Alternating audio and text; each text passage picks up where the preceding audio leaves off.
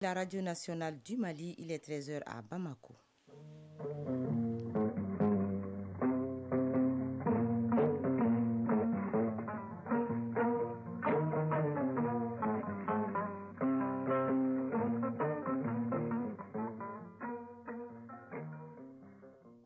Le journal Tenemba Mounikata.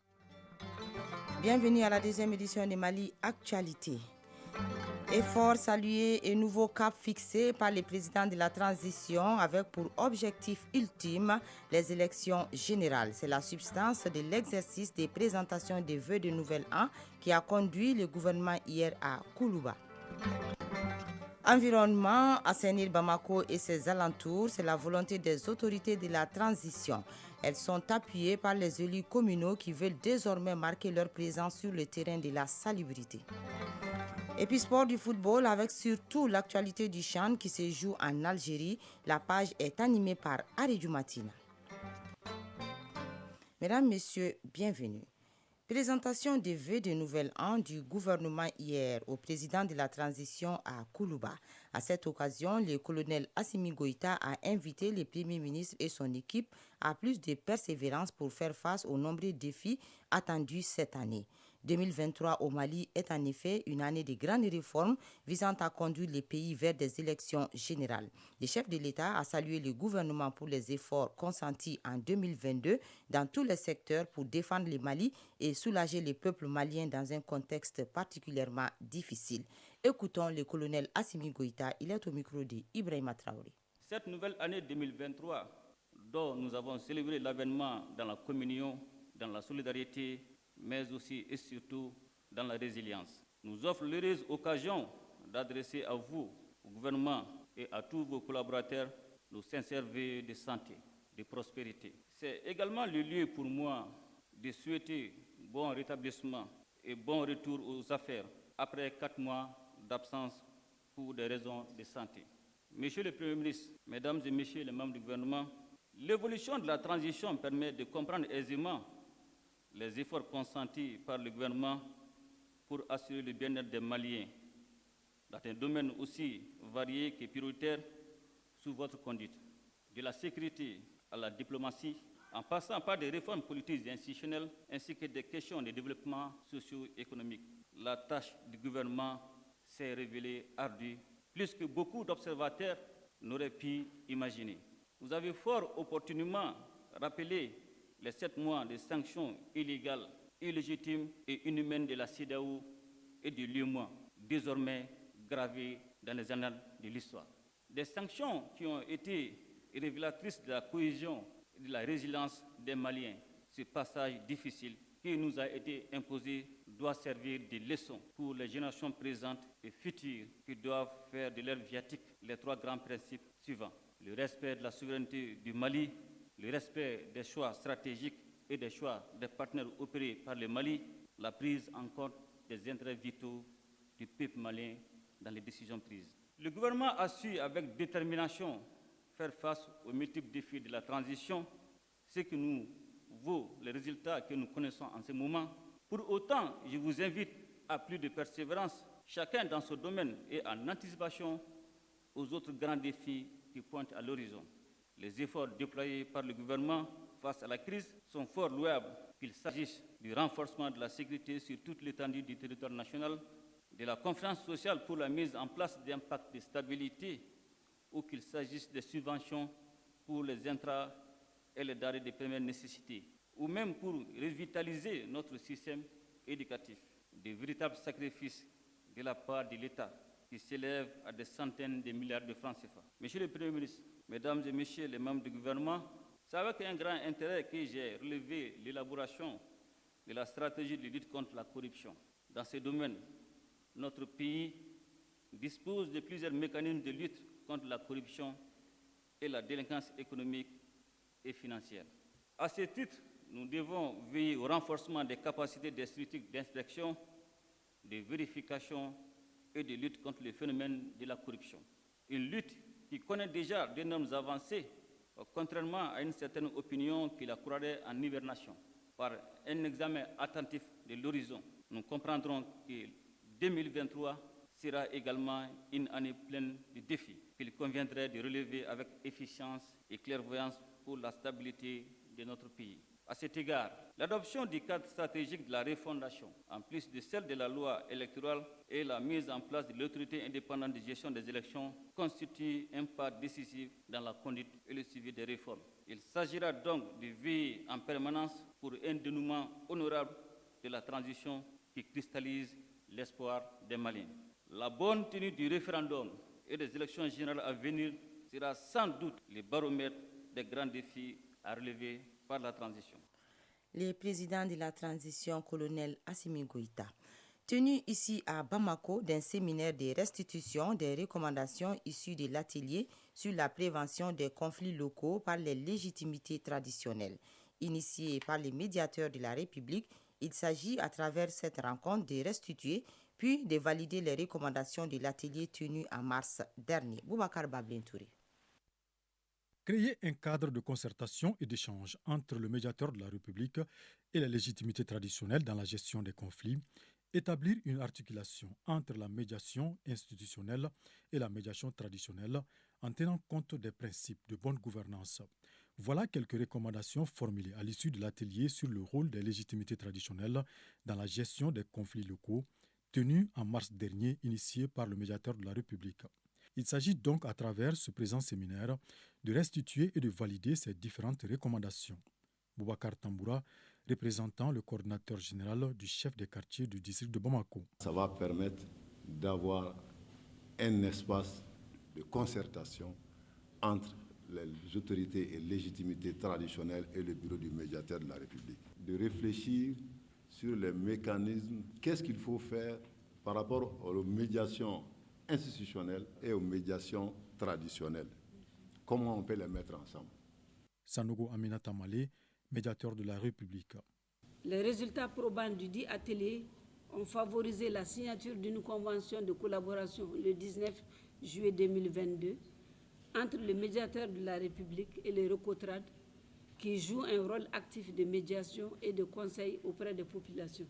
Il y a lieu également de relever que la collaboration concertée entre les délégués territoriaux du médiateur de la République et les légitimités traditionnelles de médiation au niveau local a permis de résoudre avec satisfaction certains conflits communautaires. Ce séminaire de restitution globale des recommandations sur la prévention des conflits locaux par les légitimités traditionnelles regroupe les participants venus de plusieurs régions du pays. Il bénéficie de l'accompagnement du Centre pour la gouvernance du secteur de la sécurité de Genève, DECAF, à travers son projet de gouvernance pour la sécurité au Sahel. Mamoudou Abdoulaye Diallo est le président pays du réseau interrégional regroupant les hauts conseils des éleveurs et pasteurs transhumants de la CEDEAO. Il vient d'être intronisé à la faveur d'une cérémonie qui a vu la participation des délégués venus du Niger, du Burkina Faso et de toutes les régions du Mali. La rencontre était présidée par les ministres délégués auprès du ministre en charge du développement rural chargé de l'élevage et de la pêche. Les commentaires de Bemba Sibi. Le réseau interrégional regroupant les hauts conseils des éleveurs et pasteurs transhumants de la CEDEAO vient d'introniser le président pays de l'organisation.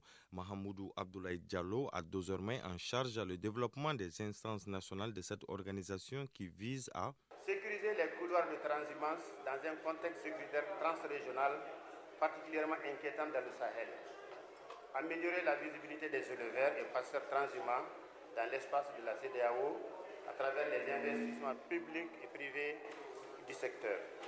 Le Mali est un pays essentiel dans cette organisation car il est le premier pays dans la zone UEMOA en termes d'effectifs de cheptel et le deuxième de la CEDEAO après le Nigeria. Et l'impact du secteur de l'élevage sur la vie des communautés de l'espace CEDEAO est indéniable, a souligné Youba Ba, ministre délégué en charge de l'élevage et de la pêche. L'élevage est un secteur clé pour le développement et la stabilisation de notre espace communautaire. Au-delà de son impact économique, l'élevage est un levier social et culturel qui contribue au renforcement des liens sociaux, culturels, à la prévention et à la gestion des conflits.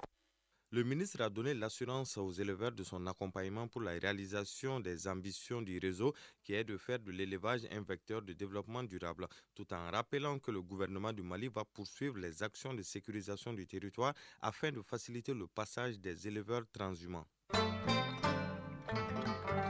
13h10 à Bamako, sur le continent. Le président de la transition burkinabé, le capitaine Ibrahim Traoré, a rencontré hier les enseignants et les étudiants à l'université Joseph Kizerbo, au centre des échanges, sécurisation des universités, amélioration des conditions d'études, question des volontaires pour la défense de la patrie ou encore réouverture des établissements fermés à cause du terrorisme. Le capitaine Ibrahim Traoré a invité les jeunes à éviter les risques de guerre ethnique ou religieuse consécutifs au recrutement des milliers de volontaires pour la défense de la patrie.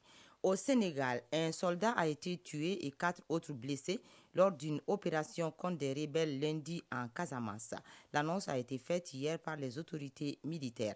L'incident est survenu dans le département de Bignona où l'armée mène depuis plusieurs mois des opérations militaires contre le mouvement des forces démocratiques de Casamance qui réclament l'indépendance de cette région frontalière de la Gambie et de la Guinée-Bissau. La Libye fait don de produits de première nécessité à la Tunisie. Alors que son voisin est en proie à des pénuries répétées de produits de base, un convoi de 96 camions transportant du sucre, de l'huile, de la farine et du riz a passé hier la frontière entre les deux pays. Un don qui intervient moins de 2 mois après la visite à Tunis du Premier ministre libyen Abdelhamid Debba visant à rétablir les liens entre les deux pays. En Ukraine, au moins 18 personnes, dont les ministres de l'Intérieur, ont perdu la vie aujourd'hui dans le crash d'un hélicoptère près de Kiev. L'annonce a été faite par le gouverneur de la région. Il a également précisé qu'il y a 29 blessés, dont 15 enfants, faisant craindre un bilan encore plus lourd. Chronique de l'environnement.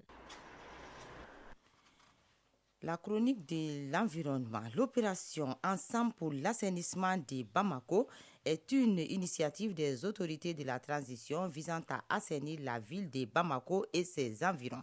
Les autorités sont appuyées en cela par les collectivités territoriales, les ONG et les GIE. L'état d'avancement de l'initiative avec Agibou Koulibaly dans notre chronique hebdomadaire consacrée à l'environnement.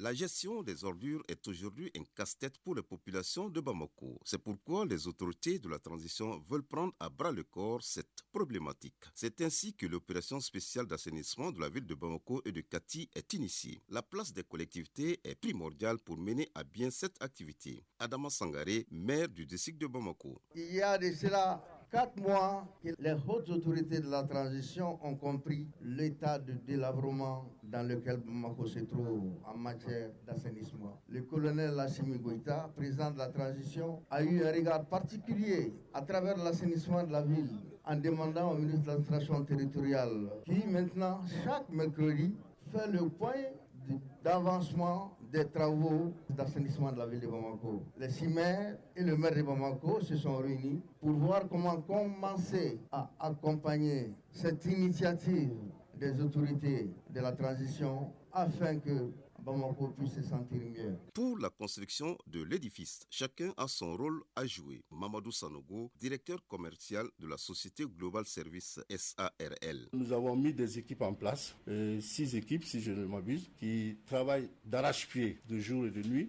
Et les riverains ont pu constater l'effet que ces équipes l'amènent sur le terrain quotidiennement. Donc pour cela, on a ciblé certains points, notamment le centre Awaketa. Il y a une équipe aussi qui travaille du monument de l'indépendance jusqu'au musée national. La 3e équipe, elle est chargée de l'échangeur Babemba jusqu'au monument des martyrs. La 4e équipe s'occupe de Woyonwayako jusqu'au poste de contrôle de Samaya. Ensuite, il y a une équipe qui s'occupe de l'hôtel Sheraton jusqu'au marché de Djikoroni-Para. Il y a aussi l'équipe qui est chargée du marché de Djikoroni jusqu'à Woyonwayako. Une autre, cette fois-ci à la rive droite, de Lamadine jusqu'à la Tour de l'Afrique. Il y a aussi le monument de la paix, l'aéroport international Modibo Keïta, qui est une vitrine du pays. Il y a aussi le point éléphant jusqu'au monument de la paix. Une autre équipe est chargée de l'avenue Kwame Nkrumah à l'Obélisque en passant par la place Calme. Il y a aussi le pont des Martyrs qui n'est pas oublié, l'Amadine à Balabou jusqu'à Kalabankoro. Et enfin le Grand Hôtel jusqu'à Amoribabou. Cette opération Ensemble pour l'assainissement de Bamako est la suite logique de l'opération spéciale d'assainissement de la ville de Bamako et de Kati, initiée par les autorités de la transition. Modibo Kone, ministre de l'Environnement, de l'Assainissement et du Développement durable. La population est invitée à suivre ces activités-là, à nous aider encore à mieux assainir et à respecter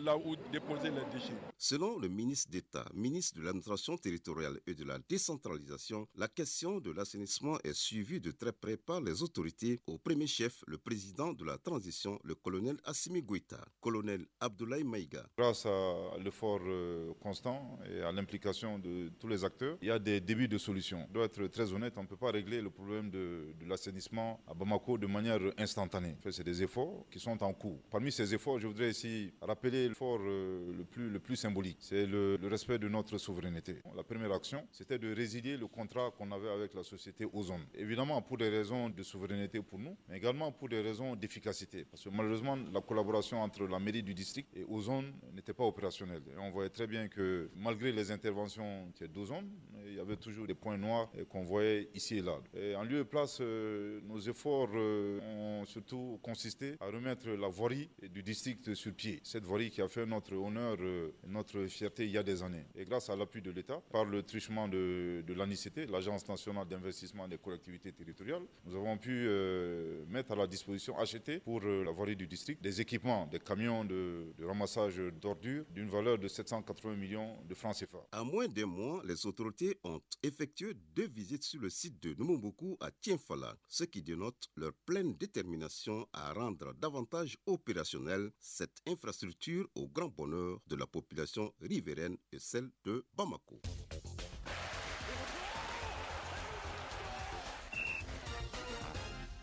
Nous ouvrons la page sport. Bienvenue, Aridou Matina. Merci, Tenema Monikata.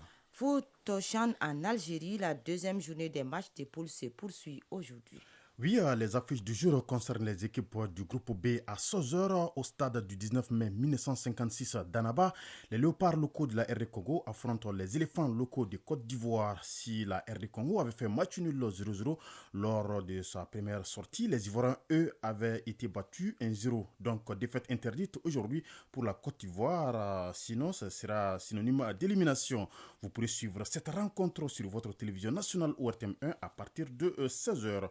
La seconde affiche du jour dans le groupe B oppose le Sénégal à l'Ouganda. Victorieux lors de leur première sortie, les Lions de la Teranga locaux du Sénégal, en cas de victoire, se qualifient pour les quarts de finale Sénégal-Ouganda à suivre en direct et en intégralité à partir de 19h, cette fois-ci sur ORTM2. Déjà, hier, il y a eu 2 faits dans le groupe A. Oui, ces faits à signaler concernent d'abord dans le groupe A le pays hôte, l'Algérie, qui a signé sa seconde victoire en battant 1-0 l'Éthiopie avec 6 points. Les Fennecs locaux d'Algérie sont la première équipe à se qualifier pour les quarts de finale. Deuxième fait, toujours dans le groupe A, le Mozambique qui a battu la Libye 3-2. C'est à l'issue d'une partie spectaculaire. Du coup, le Mozambique avec 4 points désormais est très bien parti pour s'y qualifier. Lors de la 3e journée, les Mozambicains croiseront les Algériens. La Libye, pour sa part, enregistre son deuxième revers et est la première sélection éliminée de la compétition. Les Chevaliers de la Méditerranée, 0 points, joueront leur 3e match de poule contre l'Éthiopie. L'équipe nationale locale participe à cette compétition. Oui, les aigles locaux, après leur match de 3 buts partout lors de leur première rencontre contre l'Angola, c'était lundi, ont déjà la tête à leur dernière sortie de rencontre de poule. Ça sera face à la Mauritanie le 24 janvier prochain. Une rencontre décisive, voire une finale à gagner absolument pour les nôtres en vue d'espérer se qualifier pour le tour suivant. Après le match du lundi contre l'Angola, la journée d'hier a été mise à profit par le sélectionneur Noum Diané et ses joueurs de récupérer véritablement la débauche d'énergie fournie lors du match contre l'Angola. La sélection locale aborde aujourd'hui véritablement la préparation du match crucial contre la Mauritanie à partir d'aujourd'hui. Donc le sélectionneur qui s'est trompé du choix des 11 entrants contre l'Angola a une semaine pour tirer les enseignements nécessaires et de mettre en place un nouveau schéma de jeu plus cohérent et efficace pour faire face à la Mauritanie le mardi prochain. Plus loin en Europe ont lieu des rencontres de championnats et de coupes. Coupe du Roi en Espagne, les huitièmes de finale se poursuivent ce mercredi. Le Real Sporting affronte Valence. L'Atlético Bilbao sera face à l'Espagnol de Barcelone. Levante jouera contre l'Atlético Madrid et le Real Betis accueille Osasuna Pampelune. Fin de ces huitièmes de finale de la Copa del Rey demain jeudi avec les oppositions Adequeta FC club de division inférieure FC Barcelone et Villarreal Real Madrid. Supercoupe d'Italie, la finale oppose ce soir en Arabie Saoudite à partir de 19h. Le Milan AC à l'Inter à Milan hier en huitième de finale de la Coupe d'Italie. Le Napoli, leader de la Série A et intouchable cette saison dans le Calcio, a été éliminé par Cremonese. C'était à la séance des tirs au but 5-4. 2 buts partout, c'était le score final. En Angleterre, il y aura ce soir un match en retard de la 7e journée de championnat. Il s'agit de l'affiche Crystal Palace Manchester United. Des nouvelles pour terminer, l'attaquant uruguayen Luis Suarez a brillé pour ses débuts avec son nouveau club brésilien de Grêmio en inscrivant 3 buts dans le cadre du match pour le titre de la Recopa à Gocha. Luis Suarez El Pistolero remporte ainsi son premier titre dans le football brésilien et a déjà conquis le cœur des supporters de Grêmio. Transfert selon nos confrères du journal L'Équipe, le FC Metz et Montpellier se sont mis d'accord pour le transfert du défenseur international malien Boubacar Kiki Kouyaté à Montpellier. Boubacar Kiki Kouyaté retrouvera son compatriote Falaye Sako. Merci Ari Dumatina.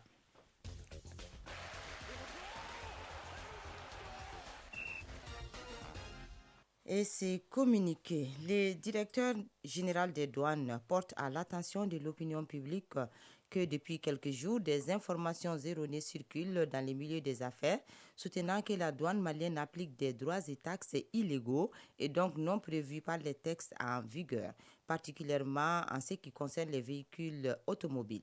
À cet égard, et soucieux de donner la bonne information au public et aux partenaires de la douane, le directeur général des douanes rappelle que tous les droits et taxes appliqués par la douane malienne sont ceux inscrits au tarif extérieur commun de la CEDEAO, dont la version 2022, entrée en vigueur le 1er janvier 2023, a non seulement été implémentée dans les systèmes Sidonia World de la douane, mais aussi a fait l'objet de l'avis aux usagers numéro 0020 MF DGD du 22 décembre 2022. Pour ce qui concerne les véhicules automobiles des particuliers, il convient de rappeler qu'ils sont soumis au paiement de l'impôt spécial sur certains produits conformément au décret numéro 2022 0555 PTRM du 20 septembre 2022 fixant les taux applicables en matière d'impôt spécial sur certains produits. Le dit décret a fait l'objet de partages avec l'ensemble des acteurs concernés avant son adoption par le gouvernement. Le directeur général des douanes remercie tous les partenaires de la douane pour leur accompagnement et les invite à plus d'efforts et à plus de professionnalisme pour répondre aux aspirations de développement économique et social du Mali. Il voudrait les rassurer quant à la volonté et à l'engagement de la Direction générale des douanes d'instaurer une totale transparence dans les procédures douanières à travers la mise en œuvre des réformes de modernisation engagées au sein de notre administration. Et c'est ce qui met fin donc à cette édition. Une présentation de Tenemba Monikata mise en onde assurée par Bintou Traoré et Sidi Koulibaly, réalisation Dossé Baba Diarra, coordination Ousmane Daou. Merci à vous de nous avoir écoutés.